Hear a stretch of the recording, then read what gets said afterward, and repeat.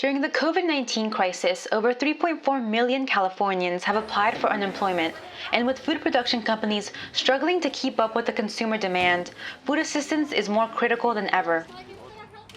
With the pandemic in full effect, a nonprofit organization, Ayudando Latinos a Soñar, has been ready to serve the community in need. They've made themselves available 7 days a week through phone calls, texts, emails, and social media messaging. And with the help of organization members like Joaquin Jimenez, the needs of the community are met. I get information about families to add to the list to deliver food. I send an email to Cause I Hope about the family's information, and then I'll go pick up the food and deliver the food to the families.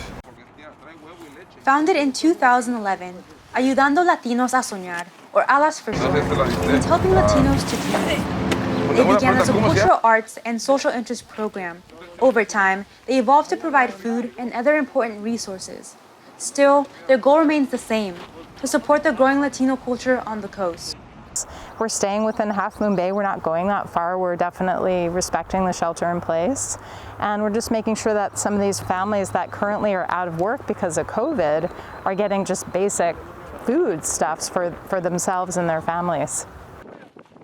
We started doing the food delivery to the farms and families in the area. So it was noticeable that our farm workers did not have a protection, a face mask. By then, Belinda already noticed that as well. She said, Joaquin, what would you think about making some face masks for farm workers and their families? I said, Belinda, that's great. That's great. That's something that we need.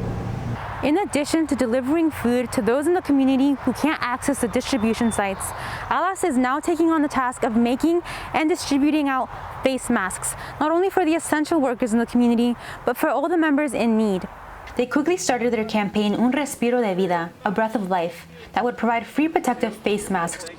With the help of mothers in the community, under the guidance of Alas art director Zinon Barron, they began sewing protective face masks from home.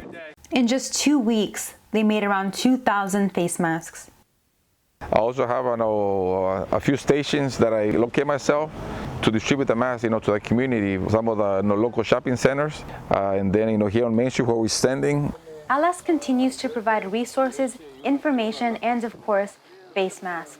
While these face masks are not required, they are highly recommended.